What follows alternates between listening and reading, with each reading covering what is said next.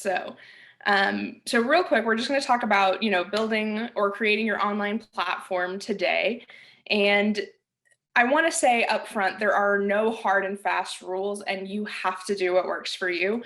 It doesn't necessarily matter if something works for someone. And one of the things I see a lot of writers do that's kind of setting you up for failure is, taking advice from somebody who already has, 50,000 Instagram followers, or taking advice from someone who already has 20,000 email subscribers. If you're not where those people are, their advice isn't necessarily going to work for you. And even though those people can remember what it was like to start, before they had any subscribers or followers or things like that, they built their accounts at times when algorithms were different. So everything is constantly changing. So what worked for people to grow their account last year on Instagram is not going to work this year. What worked for people to grow subscribers and kind of track the purchasing habits of their customers with email marketing, that's about to change completely because there are new privacy controls in place with Apple and a lot of the mail clients that are used on smartphones. So there's just so much to think about when it comes to what might work and what might not. So I just recommend, figuring out what works for you and not necessarily putting too much stock in what works for other people. Okay, and so with that in mind, nothing works for everyone and nothing works 100% of the time. I know that we're all tired of hearing that phrase, unprecedented times, but we just keep hearing that and times keep getting more and more unprecedented, I guess. So what used to work in, 2019 when it came to email marketing or, social media posting has changed because what people are looking for is different now. We don't necessarily have the same amount of bandwidth that we used to have. And if you ask most readers, they're not reading a ton this summer. They spent all year last year reading a ton because they had all of that time at home. And now this is kind of like that hot girl vaccination summer. So a lot of people are out of their houses. They're not necessarily, buying the beach reads. Instead, they want to, have fun, go to concerts, do stuff like that. So what you worked to market to them last year isn't going to work right now. It's just something to always consider. Even if you have a plan in place for something that has always worked for you, if you send this particular amount of emails right before a book comes out, it might not work right now. So just kind of make peace with this. And it's stressful, but also at the same time, if you know that it's never going to work 100% of the time, you can kind of anticipate and be ready to make changes where you need to. I recommend everybody plans all their online content around their releases. So that's functionally everything you post. You don't necessarily have to make every post about your writing career. In fact, I recommend that you make posts that are about you as a person or, behind the scenes stuff or just relatable human content. I think that does really well. But you want to make sure when your books are coming out, maybe not necessarily down to the day, but if you know that you're going to release something in the second half of October, then you can start planning out the types of content you want to create, and it's going to make the marketing of that book a lot easier. So one thing I like to do, and I know that this is kind of one of those type A personality things that not necessarily everybody does, but in the days between Christmas and New Year, I make a content plan for functionally the whole year. It's not super detailed, but I just know that, books or products are going to come out at certain times, and that I kind of make a list of things that I want to do to promote it, whether it's a YouTube video or what type of email sequence, or if I want to tie it into a hashtag that I know does really well. I kind of try to think about these things just because if you think about it ahead of time, it gets a lot easier. And you can also, you're just ready to go. It just feels a lot better because there's nothing worse than having a book come out and then, thinking oh, well, I didn't have any ideas of what I was going to do around this. So the book's out, you're waiting for sales to come in. Nobody's heard of the book and you're well, I don't know what to do from there. So if you can plan it out though, it just makes it so much easier, and you can actually create that content ahead of time. So whether you need to film a video, write a blog post, write a bunch of Instagram captions, it's just so much easier if you do it ahead of time. And I know that not everybody works that way, but the more ahead you can get, the easier it's going to be in the long run. I want to recommend that everybody sets the right goals with their online platform. It can feel really cool, probably, to have, like 50,000 Instagram followers. I'll never hit that. I'm going to go ahead and say it. Like, I will be lucky if I ever hit 10,000 Instagram followers. And at the end of the day, though, that doesn't matter because that's not my goal. Like, I just want to be able to sell books, and that's what I use the platform for. So it can be really easy to join a social media platform and you want to have those vanity metrics. Like, you want all the likes on the posts, you want all the followers, and it's kind of designed to make you feel less than if you don't have those things.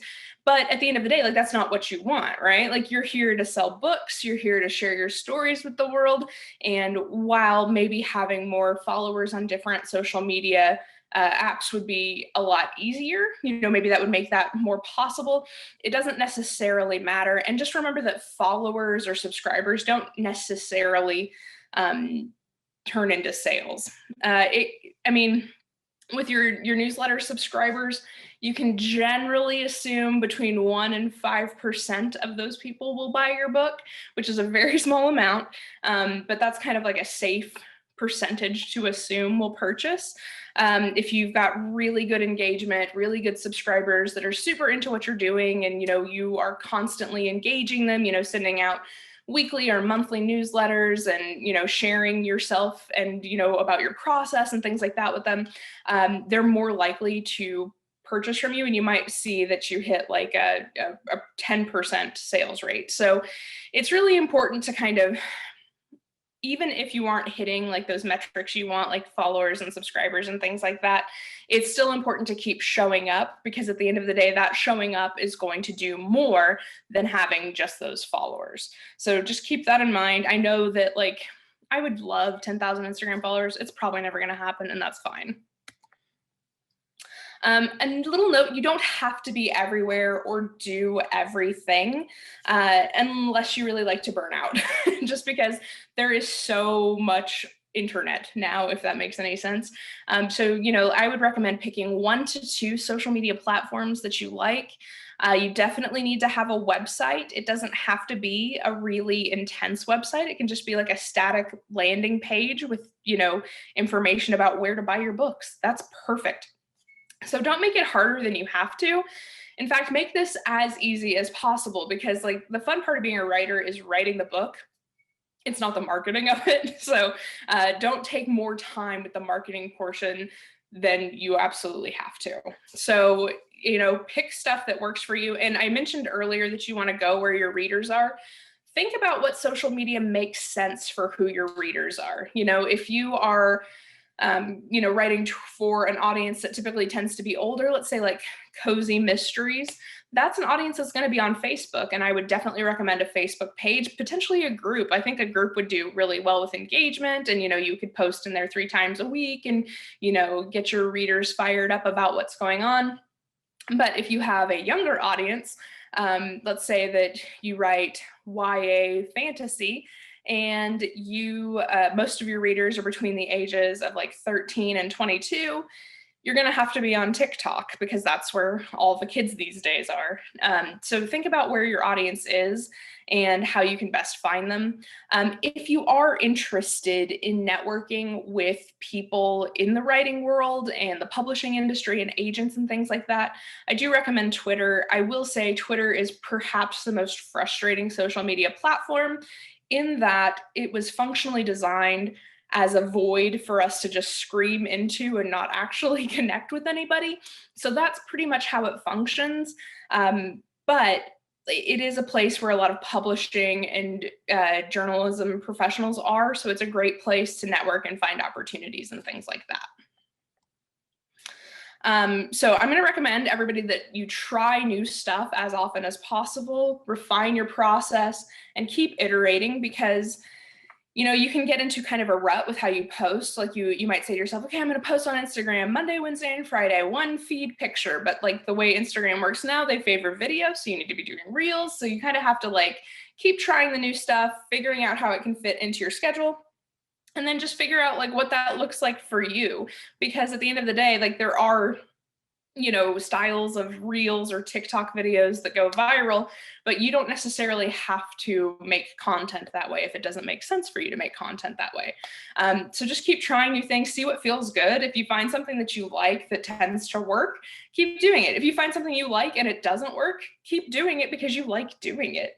If you find something that you absolutely hate, but it makes you go viral and you get tons of followers, I don't know, like that's up to you. So just think about all the time and energy that is going to go into creating this, and that will kind of help you determine whether or not it's worth your time. So on that note, I am all over the internet. I've kind of been all over the internet since like the late 90s, and I can't stop, and it's kind of a problem, but it's fine. So I blog a lot at marisamohi.com. I make some YouTube content occasionally at youtube.com/marisamohi. I'm on Instagram, Twitter, and TikTok as @the_Marisa_Mohi. And you'll notice that like on all these platforms, I'm not necessarily the same amount of active. I will say that like I'm on Twitter a lot, even though I just mentioned that it's such a terrible platform. I make YouTube videos when there's time for it, just because that's like a lot of work to film and then edit and then upload and then promote and all of that sort of stuff. So yeah, so these are some of the things I do. I will say that the most traction I get is from my blog and YouTube. And that's just because you can create something that stays on that platform forever. And if you've search engine optimized it, then it's going to keep bringing people in, for the duration of its existence. So it's a good way to bring people to your stuff. Okay. So I have shared all kind of my philosophy, kind of what I do. I am happy to answer questions, or if you want like more details, I'm happy to talk about that. But it looks like we have a question. Oh, no, I have a comment about Twitter. It's like a giant worldwide argument about everything all the time. That is exactly what it is. It's kind of awful, and I don't know why it's my favorite social platform, but it is. That maybe says more about me than I want it to. But so yeah, so I think that the key when it comes to creating your online platform is, thinking about what you can get. Bring popcorn, yes. I think you want to think about what you can get the most out of for the longest amount of time. This is something that I have not always been great about, but it's something that I'm working harder towards now, just because, there's a finite amount of time, and I would rather spend time writing or, like going to bookish events. That's another great way to kind of build your platform as well, going to events. I know that's not necessarily like possible right now, but it's something I definitely recommend to doing stuff like that. But there are ways to, like make something once and share it multiple times. So I mentioned that on my blog is something that gets a lot of traction, just because it's what's called evergreen content, and that's stuff that is always evergreen. So for example, if I were to write a post about the top 10 mystery novels of all time, and like rank my favorite mystery novels and do a little blurb about each of them, that's something that would be an evergreen post, because anybody interested in mystery novels might do that Google search, top 10 mystery novels, and I would, show up in their search recommendations because I search engine optimize the post. But, other stuff that's like, if I were to do a post about Metropolitan Library's LitFest 2021, that wouldn't be evergreen because it only happened once, and it's not something that people are going to necessarily be searching for, at least not via Google. They might go to like the library's website and see if they can still access some of that information. But for the most part, like that wouldn't be something that would bring in a ton of traffic for me over time. But the cool thing is that once you create like an evergreen piece of content, so whether that is a blog post, a YouTube video, an Instagram caption, maybe a tweet thread, you can repurpose that content into something else. So one of the things I like to do is I will take newsletters that I've written to my newsletter subscribers, and after a while, I'll just repost them on Medium. I might tweak them a little bit, especially if there's like some sort of time-sensitive information in there, or I might take out, like little calls to action that are no longer relevant. But it's just a great way to kind of expand your online presence. And it does help with search engine optimization if you're on platforms like YouTube and Medium, just because those are indexed within Google and not everything on other social platforms are. with that, I think I'm kind of getting a little bit more in depth on how Google works. So if that's not something that we're, like interested in, or if it's too much, or if there's questions, please let me know. Just because it's something that, like, I think Google, while being kind of an evil corporation, is still something that you can bend to your will a little bit, which is why, like, when you do research, like, you can't do it via Google. And that's because people like me are out there shaping their online content to fit specific search requests. And we're the ones showing up, like, in the top results. It's not necessarily that I don't know the 10 best mystery novels of all time. I can tell you what my favorites are, but it wouldn't be like an objective list of the best mystery novels, right? And it's just because I'm coming at Google and, doing specific things within the text that let Google know that I'm an authority on the topic. So that was a little bit of a tangent, but I think that there are ways that you can build your platform probably a little bit more easily than others, especially if you're interested in search engine optimization at all. It's one of the dark arts, I will say. Okay, so Sarah asked, what platforms do you feel have the best ability to provide avenues for alternate sources of income for selling merch, writing advice, stuff like that? That is a really good question. I will say, I think the best way to go about that is a blog for sure. Just because, like, once you have that blog, one thing I do is I share all my content to Pinterest. And I know that people think about Pinterest a lot as a social media platform. It's actually a search engine. So once you share a blog post to Pinterest, it's up there for forever, and then people can share it far and wide.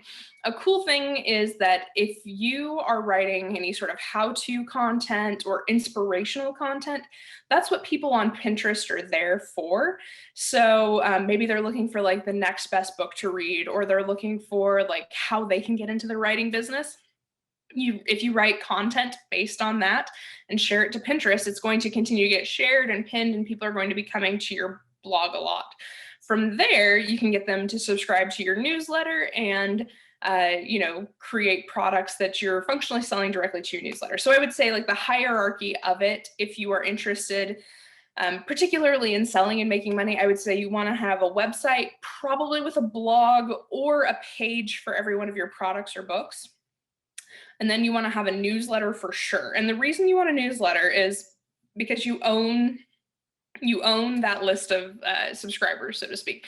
They can unsubscribe at any time, but once they're on your list, they're more likely to purchase. And if you're getting into their inbox, they're more likely to click on stuff. Like, when we go to Instagram or Twitter, it's just like stuff kind of scrolls by super fast.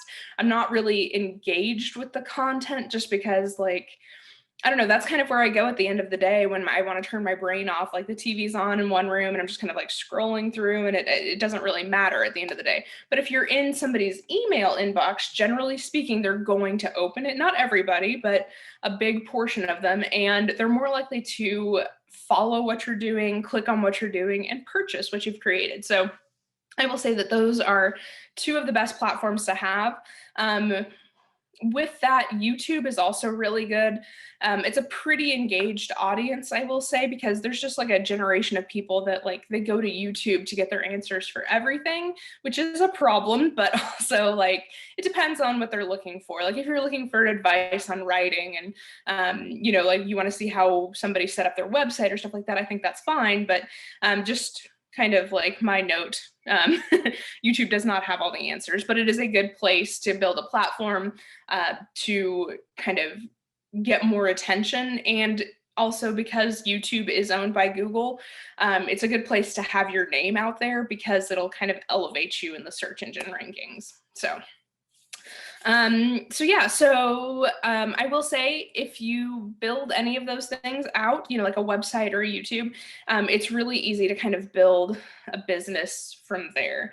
I will say, like, Twitter and Instagram, Facebook, TikTok, not necessarily places where people are going to find the answers per se. They want to be entertained. They might find answers there, but I don't think that people are there to kind of get the sort of information you would be giving, like, just as a writer, talking about what you do and sharing your products and stuff like that. So that's something to consider. Also, like, at the end of the day, can you compete with the ads on Facebook and Instagram for like really fun products? Probably not. You know, like I get tons of video ads on TikTok for like this hula hoop fitness thing, or, you know, on Instagram, it's like brand new, bright, shiny clothes all the time. So that's something to consider too. Like, you can get really lost in the shuffle of those platforms, but if you have a blog, you've got a newsletter, you know, you can do a lot with that. So Rin says, heard a lot about SEO and I know what it means, but no idea what it really looks like or how it works. So there is a lot that goes into it, and I'll give you kind of like a quick and dirty rundown. But at the end of the day, you actually probably search engine optimize more than you think, because like every time you do a Google search, you're kind of search engine optimizing, which is a weird way to think about it. But the way that Google wants you to format your information, they want it to be done in the same way that like people are searching for it. So if I were to search like how to write a novel fast, I'm going to like type that into Google, and then all the results that come up are going to be blog posts or YouTube videos that have that in the title. They're also going to have it within like the first 150 words of either the content of the blog post or the description on YouTube. And they'll probably have it in the metadata tags. They'll have it, you know, in a ton of places. They'll use that key phrase several times. So that's kind of what search engine optimization is all about. However, in addition to using this key phrase, your content has to meet specific standards that Google has set. I keep doing hand quotes and I'm sorry about that, but like, I just feel like it's standards, it's Google. For example, if it's a blog post, it needs to be at least 1,000 words, which, you know, as a writer, you might be like, oh, I can do that pretty easily, or like, I would rather do 1,000 words in my novel. So like, I understand if it's, you know, a lot of work that doesn't seem like it will pay off easily, because it won't pay off easily. It's going to take a lot of time for that to actually show up in the search engine rankings. So in addition to that, though, you want to have backlinks, which are where other sites are linking to your information, whether it's a blog post or a YouTube video, stuff like that. Basically, that's kind of signaling to Google that you are an authority, you do know what you're talking about, and you are sharing good information, because the more people that link back to you, the better. Where this gets kind of tricky, though, is there are a lot of rules that Google has put in place. So one thing that people used to do is they'd pay for backlinks. Like, I could email somebody with a bigger website than mine that gets a ton of traffic and say, hey, I'll pay you $100. Will you link back to this blog post and that other post you have? And that was fine for a while, but Google decided that that was sketchy, and it kind of is. And now if you are getting paid to post a link, you have to post it as a no follow link, which is something kind of in the back end of the code, when you put the link into the post. And from there, it basically signals to Google that this link isn't important, I'm getting paid for it, it doesn't matter, so it wouldn't help with your backlinks. So now you really want to have like those organic backlinks that you're not paying for, which is good, but it can be hard to get. So when it comes to search engine optimization, you can follow the rules and use search phrases that you know people are looking for, and put it in your content, and put it in the title of posts or videos, and put it in the metadata and all the tags and stuff like that. But it's going to do a lot better if you have people linking back to your website. And it's super easy to get your friends to, you know, if you have friends that are writers and they have a website, like they can link back to different things or share your content here and there. So I think that's something that kind of probably not talked about as much as it should be in the writing community, but a big portion of building your online platform is like sending your links to your friends and telling them to share it, and then also like sharing theirs when the time comes. So I think that's a really helpful way of doing it. There is a lot more that goes into search engine optimization, but also it's kind of a big, beefy sort of topic. And just like everything else, it changes all the time. I will say, though, that Moz.com, it's a marketing firm in Seattle. They are 100% dedicated to figuring out Google's algorithm. And every time there's an update, they post a new video and they share information. So it's a really great website with free videos on how to do that. But I also think that lynda.com has some videos on it. And I know that as a library patron, you have access to Lynda, I believe. So that's a good way to learn about it too, though. Okay, so Sarah asks, is having an active author presence on Goodreads or similar platforms worth it? This is kind of a yes and no sort of answer. So overall, I say like definitely have that author presence, have the profile that says you're an author, make sure all of your books are added to your profile. And from there, I would say set it and forget it. So every time you publish a new book, put it up there so that people can start rating it.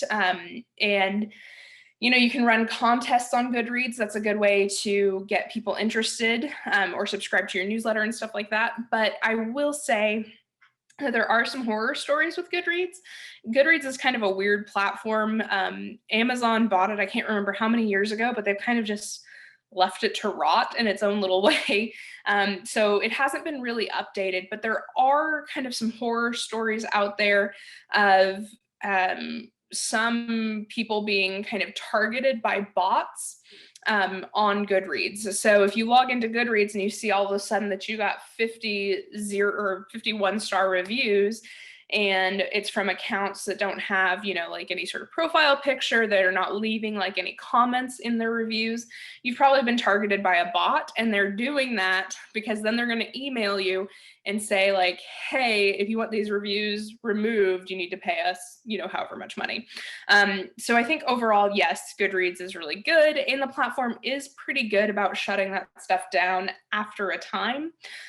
So know that like, it's a good platform to use, but also there's a non-zero chance that you might have an incident where, you've been targeted by, bots, and you are going to be like on hold with tech support with Goodreads until it gets taken down. And that might be, like a couple hours, it might be weeks, it just kind of depends. So I do think it's important though.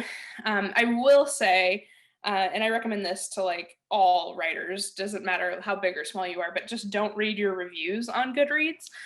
Or if you don't think that that's a good idea, go through and read like all the reviews on Jane Austen novels and just see how many people give her 1-star reviews because they think she's functionally illiterate, or they think that she doesn't have anything to say, or they think that the book was so stupid. It's kind of a good reminder that like, yes, everybody has access to not everybody, but most people have access to the internet, and not everybody uses that access for good. So I will say that it's a good platform, but just kind of be ready for it to be a problem on occasion, I guess. I will say I'm on there. I try not to check it too often though. So Sarah also asks, is there a minimum frequency of posts or activity that authors should be aiming for on their platforms? That is a very good question. So this is one of those things that does change often. I will say that if you're trying to build up a presence on a blog or YouTube, I would recommend about once a week, especially for the blog. YouTube will reward you if you post more often than that, but also like at the end of the day, you don't necessarily want to be a YouTuber, you want to be a writer. So, if it makes sense, if you have the time and the energy and the resources to make more than one video per week on YouTube, go for it. I will say every time I have spent some time and done like a video every day for an extended period of time, that has really paid off on YouTube in subscribers and a little bit in, like sales for books and things like that, which is always good. But it's something that drops off immediately once you stop. And the reason for that is because YouTube only makes money if people are on YouTube. And the more work you do to keep people on YouTube, the more YouTube is going to promote you within their ranks, so to speak. So if you think about it that way, it's really hard to, continue growing on YouTube if YouTube isn't, your life. When it comes to Facebook, I could not tell you what to do with a Facebook page, just because there have been so many updates within the past year with, like Facebook requiring certain things from different content creators, and also trying to stop the spread of misinformation and things like that. Their algorithm it just changes all the time. And at the end of the day, they just want to sell you ads. So they want you to pay so that your people can see your stuff. So it's not great. I will say, though, a Facebook group could be really good. And that's because the algorithm doesn't affect the groups.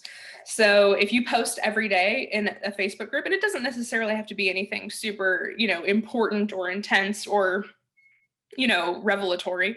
It can just be like a funny meme that maybe resonates with your readers. It could be like you could have special theme days, like on Monday, you could, do one where people share photos of their Monday morning coffee in the comments. And that sounds very silly, but the more comments you're getting, the more people are going to get notifications about the group and what's going on in it. And the more people are going to keep showing up and talking. So that is a good way to use Facebook groups. I will say I do not have a Facebook group, and I probably never will. There are just a lot of people that have kind of cut Facebook off after, the past 4 years or so, and they're just not ready to deal with it. And also, like, you log into Facebook and then you're there for 47 hours, and then you get kind of lost in like what's that guy from high school up to these days sort of vibe, and that's not really productive for your writing career. So with that, if you're going to do Facebook, make sure you have a group. That's the best way to stay in contact with people. Twitter, I don't know if there's any rules on how often you should post. And I think it's because Twitter has an algorithm, but they allow users to kind of opt out of it. And it doesn't make a whole lot of sense. So you can't really predict what's going to do well and when. So Twitter wants you to see top tweets, which are like the most important tweets that they've deemed important, but most people set it so that they're getting chronological tweets, so they can see tweets as they come in. So it doesn't really function the way other social platforms do. Also, I think the lifespan of a tweet is probably like an hour, and then it's kind of gone for good. So if you can post often, you might see some traction there. But I will say, of all the platforms that I'm on, I get the fewest amount of clicks from Twitter. And I think it's just because people are on Twitter, like we talked about this, to just scream and start, fights for no reason. So that's something that you might not want to be a part of. With Instagram, it's kind of interesting. They're currently changing their algorithm as well. They're really favoring video. And they've basically stated that if you're not posting reels, your account is functionally dead. So if you haven't tried posting a reel yet, I definitely recommend it. The first one you do will feel super awkward and weird, but once you get the hang of it, it's good. It's not hard, and it's easier to use than TikTok, I think. So, and that is just me as an elder millennial saying that. So TikTok's a little bit, there's a learning curve there for us old folks. So with that, I think that if you can do reels, I would say do 4 reels a week, maybe 2 feed photos maximum. The feed photos are not important anymore. I think they're kind of cool to have, especially for when people come to your profile. Having some of those is good, but for the most part, I don't think you need them per se. And then Instagram stories are important, and I would say showing up maybe 3 to 20 times a day on Instagram stories is a good thing. With that though, that's a lot of content. That's you kind of, running out of things to say, I would imagine, because there's only so much you can share in a day, and it might just wind up being pictures of your dog sleeping or a coffee mug or whatever. That's kind of what I default to. So with that, I would pick maybe 2 or 3 days where you're really focused on Instagram stories and showing up, and then using all those little engagement stickers that are in the so in the app, when you post a story, you can, add GIFs, or you can add polls or questions. Those do really well, and they get people to respond to you, which then signals to Instagram hey, this person's making stuff that people care about, so they're going to show you to more people. So I think that's really important. And then with TikTok, I do not know how TikTok works. I am on there, and I've been researching it a lot. I haven't posted anything in a minute, but from what I've heard, posting twice a day is probably a good idea to get started. But if you really want to grow your account, 4 to 7 times a day is recommended. And at the end of the day, like that's a lot of stuff. I don't know that any of us really have that much like video content within us. If you think about it, like 7 posts every day for a week is like 49 posts, and that's a lot. Like, so I would say maybe starting with like 1 post a day to see how you like it. If it's not a platform you like, then just trash it. Who cares? And then from there, you know, like maybe you can get to 2 a day. And there's a whole lot of like kind of building your editorial calendar and figuring out what you would want to say when it comes to these platforms. So that's something that like I think that is really worth it before you even pick a platform that you're going to be on. So just like know what types of stuff you want to post, and then from there it gets a lot easier to just kind of post it when it needs to show up, if that made any sense. So another question, should content creators or non-traditional authors do anything differently than traditional authors? Yes. I will say if you're a non-traditional author or a content creator, think of everything in terms of search engine optimization. I know I keep saying that, but honestly, like it will do so much more for you, because at the end of the day, the platforms where you're selling your books are actually search engines. So Amazon is a search engine, and that's where the majority of people publish their stuff, just because that's where you get, you know, the majority of your sales, even if you're published to like all different platforms. So if you can take a look at your book description and search engine optimize it, and not necessarily like in the same way you would do a blog post, but you know, one of the biggest tricks of the trade, and this is something that a traditional publisher wouldn't do with your book, is if you were on Amazon, you know, like you write the whole blurb about the book, and then underneath it, share some comp titles. So like if you're a fan of Twilight, you'll love this retelling of Wuthering Heights, or you know, whatever it happens to be. So basically think about how your readers would be searching Amazon for a new book. If they're looking for just to stick with Twilight, YA vampire romance, you might put the phrase YA vampire romance somewhere in that description so it shows up. You want to make sure that you don't put it in the title, though. There are some authors who will do that, and Amazon is actually cracking down and unpublishing your stuff and kind of putting you in Amazon jail for doing that. I don't know why they suddenly have ethical concerns about this, but it is what it is. So yeah, so think about what you can put in your description, in the tags, in the keywords. Also with that, if you have heard of Publisher Rocket, I definitely recommend it. And what it is it's a software tool created by kindlepreneur.com, the guy who owns that website. And basically you put in different keywords and kind of see how you would rank for those on Amazon. So for example, if you wrote again, YA vampire romance, you would type in the phrase YA vampire romance, see how competitive that is and how much money you could potentially make by using that. And then it'll give you tons of alternate keywords as well that might be easier for you to rank for. It's a really good tool. I think it's like a monthly subscription sort of thing. I bought it back in the day when it was just a one-time purchase, but I think it's a monthly subscription now. So yeah, but it's totally worth it. And it'll also help you like as a content creator too, just because, you know, like you want to know what people are searching for. I know that it sounds like I'm telling you to tailor everything you do to your audience or to bringing in people, and I kind of am, but also like you can make whatever you want to make and then search engine optimize it, and then people will come to it, right? I'm not saying that you're going to get a ton of people necessarily. Like there are some things that bring in more readers than others.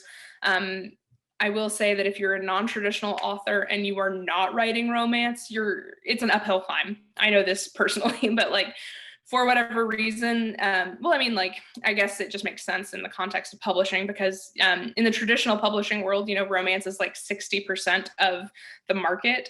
And it's kind of the same way when it comes to non-traditional publishing as well. So with that, it's always kind of important to remember like what numbers you can do based on what it is you actually create. So if you're doing romance, if you're doing kind of YA fantasy, all that stuff is really big. So it gets a little bit easier I think, to attract people, especially if you're using comparison titles in your descriptions. But also, like, you are more likely to get lost in the shuffle just because, you know, like, there's so many other people out there doing it. So yeah, I'm sorry that I can't give like a definitive answer on that, but I do think that it's definitely something worth looking into. So what are the easiest websites or blog sites to get started on? Or do you have specific ones that you recommend people use? Ooh, that's a good question. So I definitely recommend that everybody buys their domain name, whatever you want it to be. I have marisamohi.com because that's my name. I definitely recommend that if you are a writer. If you have a really common name and it might be harder to purchase your domain, you can add like author or writer or books somewhere on there, you know, so like Marisa Mohi books or authormarisamohi.com, you know, that sort of thing. So I recommend buying it. Depending upon your name, it's probably not going to be super expensive. I think mine's like $15 a year I pay to own my name on the internet, plus hosting fees, which is, I think, somewhere around like $250 a year, which is a lot, I will say. But also, like, then you own it, you're maintaining the site. It's something that, it's basically like building your house on the internet so that you can then make some money. And I recommend that because if you want to sell stuff from your website or you want to use affiliate links to places like maybe Amazon or bookshop.org, you probably have to own the site because depending upon which platform you're using, whether it's Squarespace, WordPress, Wix, there's others as well. I can't think of them off the top of my head, but depending upon what you're using, you might not be allowed to do that if you don't own the domain. I know that's the case with WordPress, so that's something to consider. I have been on WordPress since about 2010, I think, and I will say that it is not the most user-friendly platform. Everybody I know hates it, and they always ask me why I'm still on it. It's what I know and it's what I'm going to stick with as long as I can. And they're always updating. And I like a lot of the site builder functionality that they have now. I will say everybody and their brother loves Squarespace. And I don't think that there's anything wrong with Squarespace. I will say it tends to get a little expensive. So, but it can be a one-stop shop, which is kind of cool because you can do, you can purchase your domain through them. You can build, like your entire website pretty easily. It's just like a drag and drop editor. They have a newsletter subscription function and you can build an online store there. But the more you add on to your website, the more expensive it's going to be. So just kind of keep that in mind. I will say that Wix is very similar to that, but I believe a little bit cheaper. So they offer a lot. I know a lot of people that like Wix, and I think you can get a pretty robust website with all the bells and whistles for a pretty low fee. I want to say like under $20 a month to do just a ton of stuff that you would have to purchase other software for. So definitely worth it, to have a website, but just think about, what is your bandwidth for learning new things and how do you deal with stress? So if you are the sort of person that gets really demoralized by tech issues, do not go to WordPress. If you are the sort of person that, finds a weird sense of accomplishment by figuring out a WordPress issue, come to WordPress. But I think Squarespace and Wix are probably the best options. There was also, Weebly. Weebly is one that a lot of writers use. And I don't know if you need to necessarily, and I don't know if it's still considered something that people should use, but I definitely recommend it. If you don't, however, want to own your own website, but you do want to put a ton of content out into the world, medium.com is a good option. I will say it's kind of a problematic website. I mean, like, the internet is problematic these days. So just kind of go in knowing that. And I think depending upon how you tag your content, you might be basically signing away your rights to it and allowing Medium to basically share your intellectual property and syndicate it without ever paying you for it, because it's their platform and that's their rules. It's kind of the same thing on Twitter, though. Like, all of your tweets, I think, with their most recent terms of service update, like, they own your tweet intellectual property. So it's a weird thing to consider, but I will say Medium is really good. You can immediately monetize your content through their partner program, and it's free to join. you post stuff and you can get paid for it based on how many people within the partner program are viewing it. I will say, like, don't like hang your hat on that as like how you're going to quit your day job. I have been doing Medium stuff for a couple years now. I think the best month I ever had when I was posting 2 to 3 times a week, it was like $7. So it's definitely not quit your day job money. But if you are dedicated to that platform, if you really like it, if you want to be there, it can be good. Also, something I just thought of, Substack is a good option too. So this is actually a subscription-based newsletter service that can also, it's also, what is it called? Cataloged by Google, I guess. So like if, you search engine optimize your newsletter, it's going to show up in search results as well. It has a podcast function, so you can send people podcasts in your newsletter. It's pretty cool and robust, and you can also charge for your subscription. So like if you have a pretty dedicated audience that are interested in your content, you can sign up at Substack and say, hey, $50 for the whole year, I'll send you 2 newsletters a week full of pictures of, my process or whatever it happens to be. So you can basically do whatever you want. I do recommend like subscribing to some of the platforms, or like maybe subscribing to a few Substacks before you try it. There are a lot of writers on there. I think like pretty much every famous writer has a Substack these days. So definitely worth looking into. Scroll through Medium and see if it's something that you're interested in. I will say it's kind of, there's some good stuff on there, but there's like a lot of garbage as well. So that's something to consider. And then, just take a look at different writer blogs and see kind of what works best for you. And if you shoot them an email, they'll probably tell you what platform they're using. Because if you want it to look a certain way, you might need that particular platform. So, but yeah, there's a ton of options. And like there are new ones coming out every day. I think there's one called Verb, I think, that just came out that's offering to pay writers. So definitely a good option if you want to try it, but I don't know anybody on it, so I can't recommend. So yeah, so there are a ton of different things you can do to build your online platform. Do we have any more questions?